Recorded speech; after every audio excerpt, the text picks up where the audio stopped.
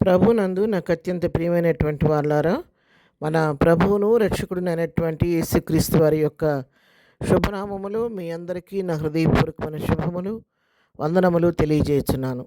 ఉదయకాల సమయంలో దేవుని వాక్యాన్ని ధ్యానం చేసుకుందాము. ఈరోజు వాక్య ధ్యానము కొరకు మనం తీసుకున్నటువంటి లేఖన భాగము కీర్తనల గ్రంథము 128వ కీర్తన 5-6 వచనాలు చదువుకుందాం. సియోన్లో నుండి యెహోవా నిన్ను ఆశీర్వదించును. నీ జీవితకాలం అంతయు యెరూషలేమునకు క్షేమం కలుగుట చూచెదవు.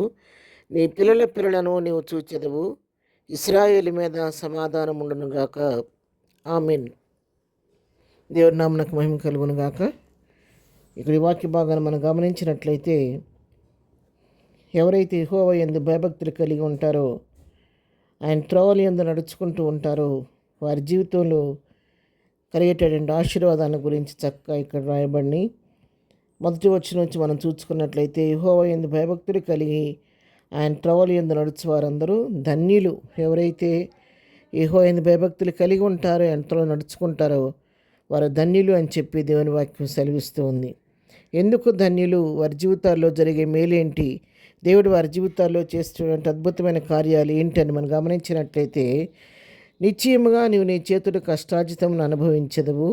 నీవు ధన్యుడవు, నీకు మేలు కలుగును.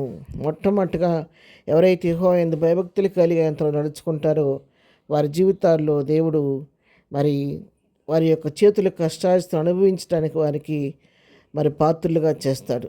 చేతులతో వారి కష్టపడే సంపాదన మీద ఆయన కనుదృష్టి ఉంచి దానిపైన దేవుని ఆశీర్వాదం ఉంటుంది.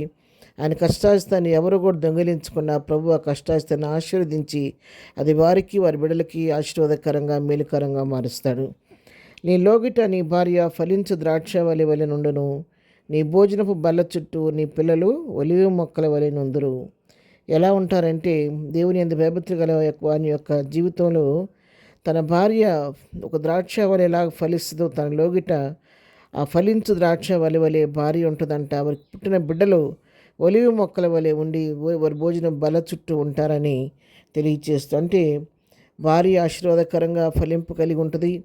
బిడ్డలను కూడా దేవుడు ఆశీర్వదించి ఒలివ మొక్కల వలె దీవించి ఆ కుటుంబంలో సర్వ సమృద్ధి, ఆశీర్వాదము, ఎంతో సంతోషము, అన్యోన్యత ఉంటుందనే సత్యాన్ని ఇక్కడ మనం గ్రహించగలుగుతున్నాము. 4వ వచనం మనం చూసినట్లయితే, యెహోవా యందు భయభక్తులు గలవాడు ఈలాగు ఆస్వాదింపబడును.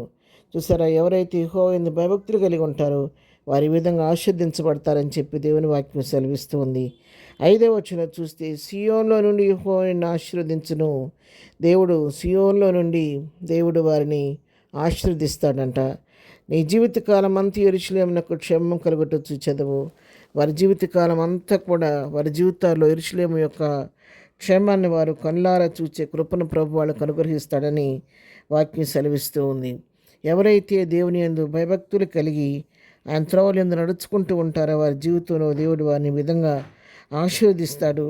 వారికి జీవితకాలం అంతా కూడా యెరూషలేము యొక్క క్షేమం కలుగుట వాళ్ళు చూస్తూ ఉంటారు. నీ పిల్లల పిల్లలను నీవు చూచెదవు.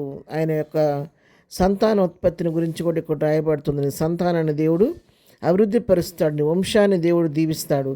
నీ పిల్లలను చూస్తావు, నీ పిల్లల పిల్లలను కూడా చూస్తాడు. తరం వెంబడి తరమును చూచి ప్రభువును మహింపరిచే కృప వారికి అనుగ్రహిస్తాడు. ఇశ్రాయేలు మీద సమాధానం ఉండును గాక. అంతేకాదు, వారి జీవితాల్లో వారి కుటుంబాల్లో నిత్య సమాధానం ఉంటుందని కూడా దేవుని వాక్యం ఇక్కడ సెలవిస్తూ ఉంది. ఈ వాక్యాన్ని బట్టి మనం తెలుసుకోవాల్సిన సత్యం ఏంటంటే, ఎవరైతే యెహోవా యందు భయభక్తులు కలిగి ఎంతో నడుచుకుంటారో వారు ధన్యులు అని చెప్పి వాక్యం సెలవిచ్చినట్టు నిజంగా వాళ్ళు ఎంతో ధన్యులు.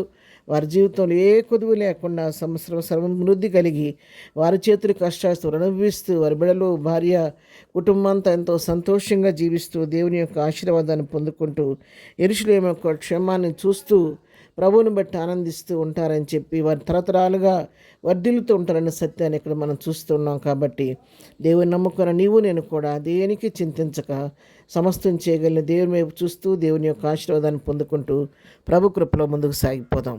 ప్రార్థన.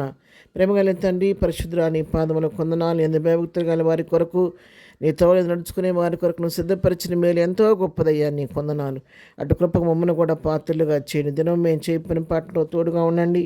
రాకపోకలో క్షేమం దయచేయండి. దినం బర్త్డే మ్యారేజ్లు చేసుకుంటున్న బిడ్డలను దీవించండి, ఆశీర్వదించండి. బలహీనలు బలపరచండి, కృంగిని వారు లేవనెత్తండి, దుఃఖులను ఓదార్చండి. ప్రతి వారి పట్ల విస్తరింప చేయమని, ఎగ్జామ్స్ రాయిపోతున్న బిడ్డలకి నీ జ్ఞానం దయచేయమని యేసునామములో ప్రార్థించడిగి పొందుకొని ఉన్నాము తండ్రి. ఆమెన్. ప్రభు కృప సదాకాలం మనందరికీ తోడై నడిపించునుగాక. ఆమెన్.